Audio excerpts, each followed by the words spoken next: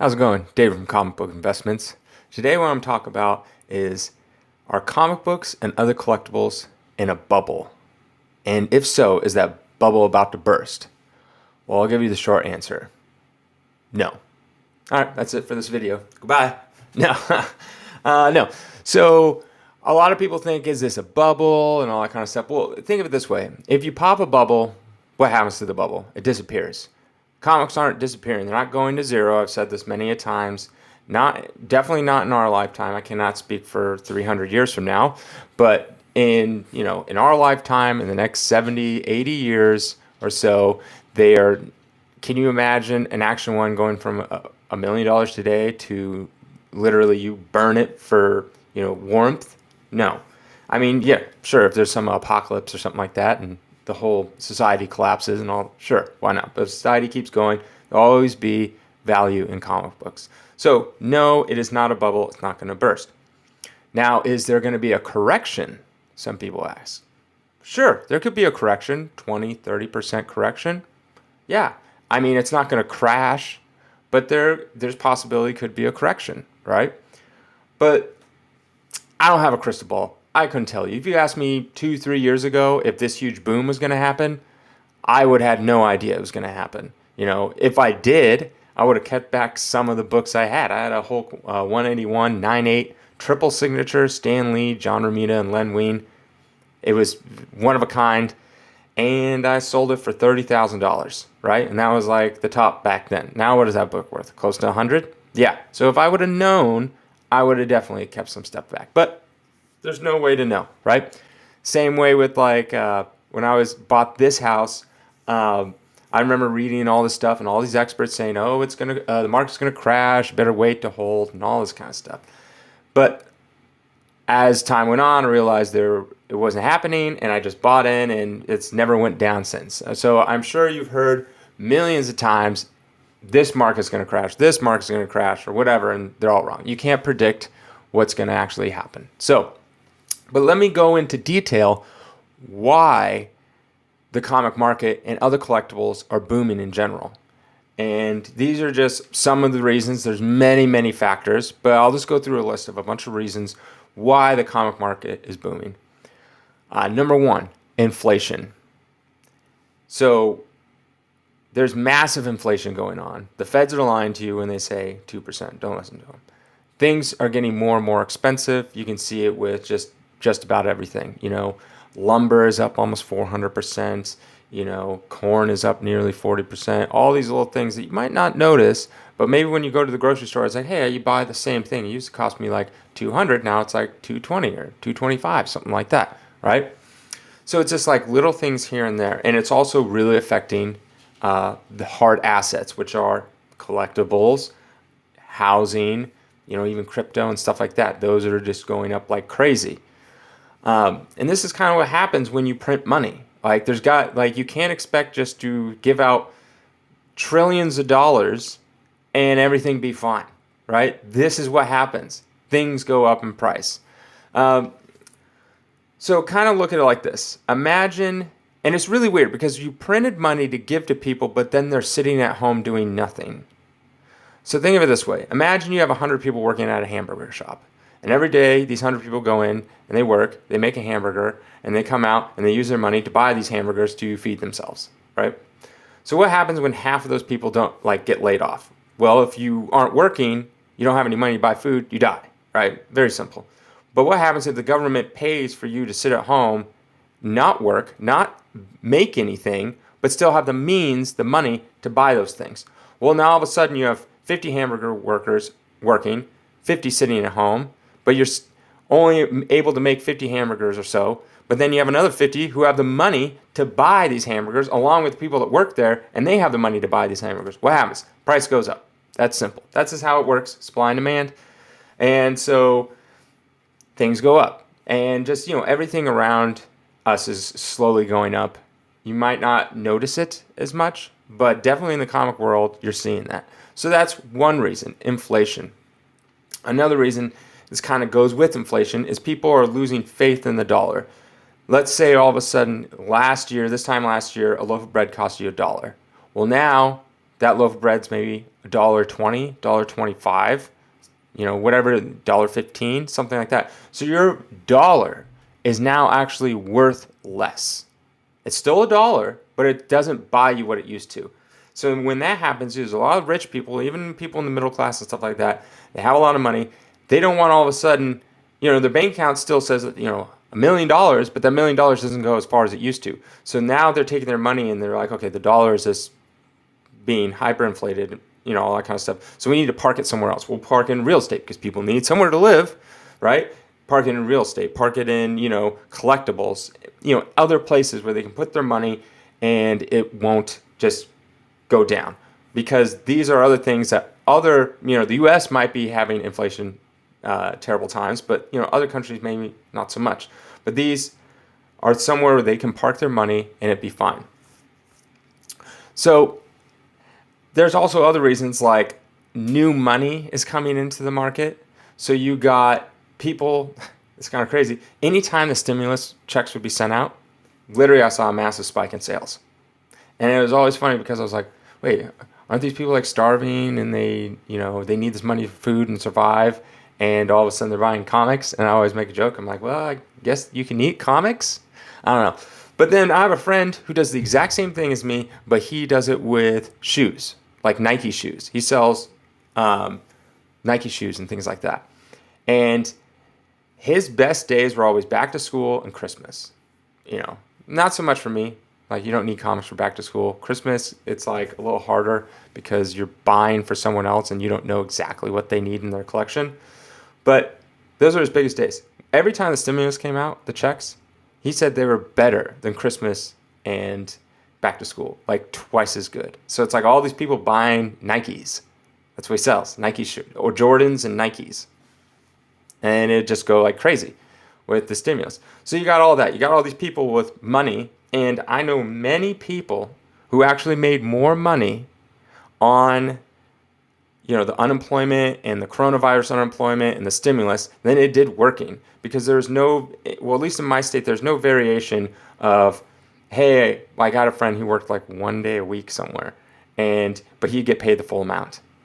Whatever it was, $600 a week, I think, at the height, maybe. And so he would literally just buy video games and other collectibles, So there's that. There's all this money coming in, new money. There's also new money as far as Silicon Valley. I've talked about in my other videos before about like Silicon Valley getting in, like with Rowley, Otis, and Alt, and other things like that. And I think it was Otis is the founder of Skillshare, which I'm sure you've seen their ads on YouTube a million times. And they just pump in millions of dollars. And they don't really care. They're not trying to find a deal. They're just like, what's that X-Men one? Oh, $100,000? They're not going to wait for an auction or anything. Sure, why not? Buy it straight up. They'll pay tippity top dollar, and they don't care because that's not their goal. Their goal isn't to necessarily make money off by flipping the comic and holding it over time. The money is to basically sell shares of the comic. So yeah.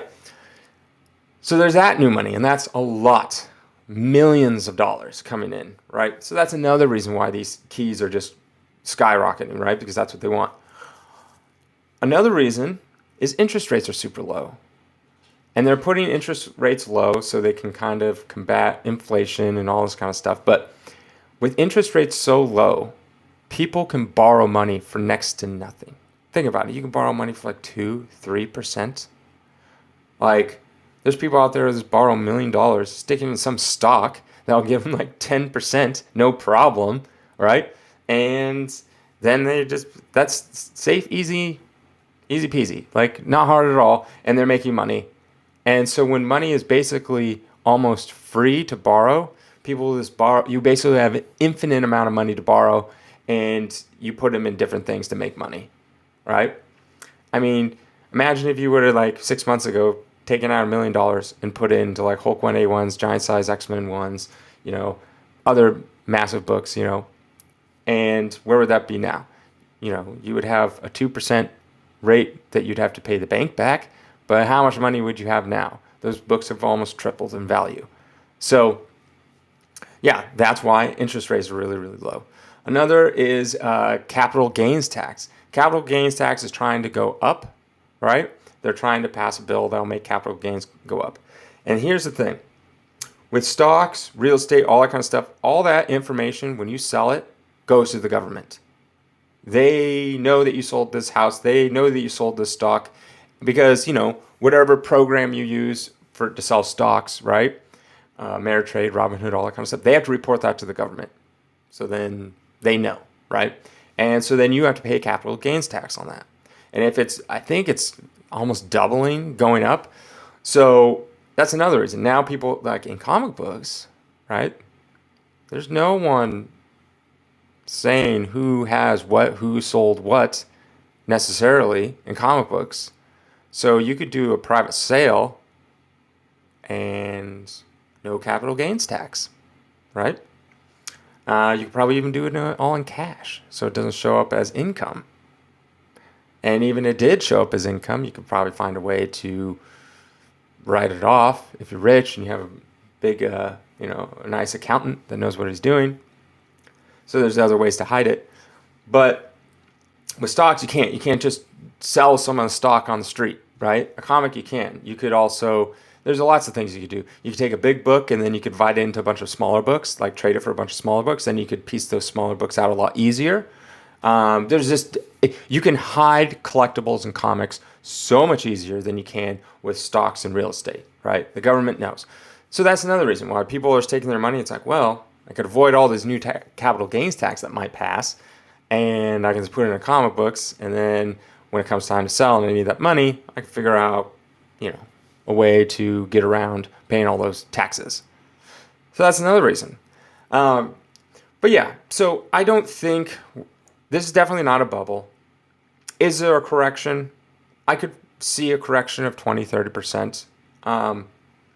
But comic books have such a rich history that go back, to the 30s, and a ton of fans and people. So it's, when it drops, and you might get some of these people moving out of the market, you're going to get a lot of people to see opportunity, right? Regardless of this time that we're in. I mean, look, from the 70s to the 90s, right? What did Action 1 comic do? It just went up the whole time, right? Regardless of these booms and spikes and all this kind of stuff.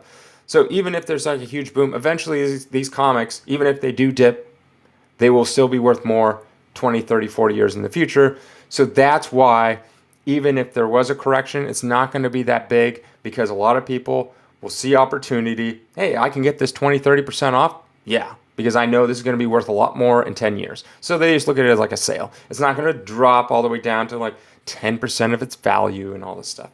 So yeah, I could see a correction. Will it happen? I don't know. I really don't know.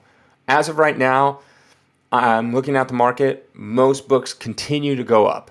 Not as much as they were 3-4 months ago, like where they're almost doubling overnight, it seemed like. But a lot of them are still going really high. I see some books pulling back a little bit, even going down slightly. That could just be a random month.